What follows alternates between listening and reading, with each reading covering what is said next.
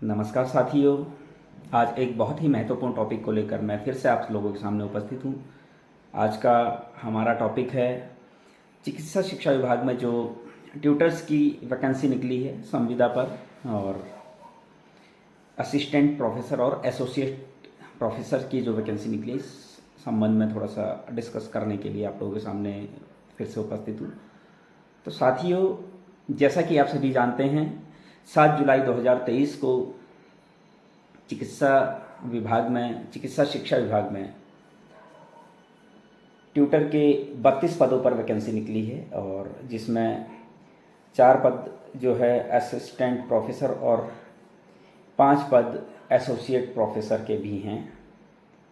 तो जब ये विज्ञप्ति देखी, इसमें इंटरव्यू की डेट 20 जुलाई 2023, समय का जो है वो 9:30 बजे मॉर्निंग से शुरू है, और ये 11 महीने की जो इसका टाइम पीरियड है वो 11 महीने, या फिर जब तक कि ये लोग नियमित नहीं हो जाते तब तक।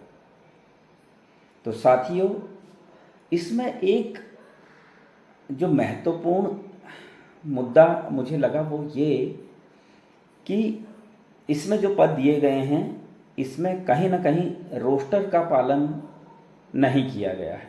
कितने पद एससी के हैं, कितने पद एसटी के हैं, कितने पद ओबीसी के हैं, कितने पद आर्थिक रूप से कमज़ोर ईडब्ल्यूएस के हैं, कितने पद यूआर अनरिजर्व्ड सामान्य वर्ग के हैं, ऐसा डिटेल नहीं दिया गया है। तो इसी संदर्भ में मैं आप लोगों के सामने उपस्थित हूँ और इस टॉपिक पर बात करना चाहता हूँ। तो साथियों, जैसे 32 पद ट्यूटर के इसमें दिए गए हैं, तो उन 32 पदों में से कितने पद अनुसूचित जाति के, कितने पद अनुसूचित जनजाति के, कितने पद ओबीसी के, कितने पद आर्थिक रूप से कमज़ोर ईडब्ल्यूएस, और कितने पद अनरिजर्व्ड सामान्य वर्ग के हैं, तो इस संबंध में थोड़ा सा बात कर लेते हैं। तो साथियों, 32 पदों में से अगर 32 पदों में हम रोस्टर लगाते हैं तो 7 पोस्टें जो है, 7 पद जो हैं वो अनुसूचित जाति की हैं, 4 पोस्टें ओबीसी की हैं, 1 पोस्ट एसटी की है, और 3 पोस्ट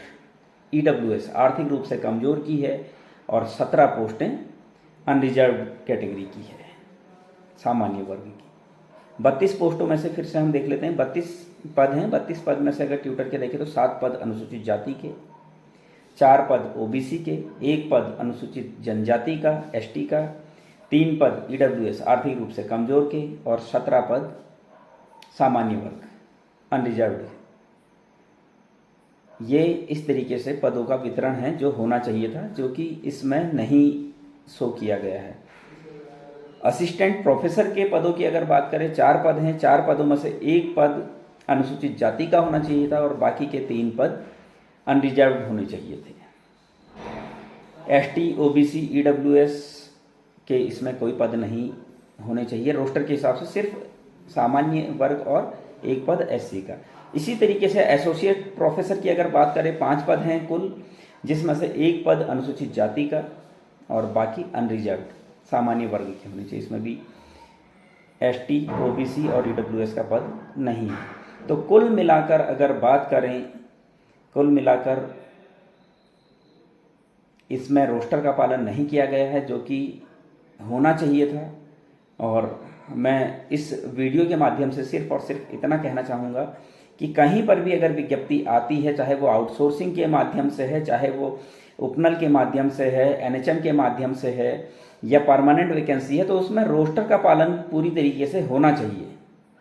क्यों रोस्टर का पालन नहीं किया जा रहा है, ये हमें समझ में नहीं आ रहा है। क्यों इस तरीके से विज्ञप्ति आउट की जा रही है कि जैसी मर्जी वैसे विज्ञप्ति आउट कर दो? ऐसा नहीं होता है। अगर हम संवैधानिक तरीके से किसी राज्य में रह रहे हैं, किसी देश में रह रहे हैं, अगर संविधान के तहत अगर यहाँ पर सब कुछ हो रहा है, तो संवैधानिक तौर पर यहाँ पर जो रोस्टर बनाया गया है वो संवैधानिक तौर पर उस रोस्टर का पालन किया जाना चाहिए।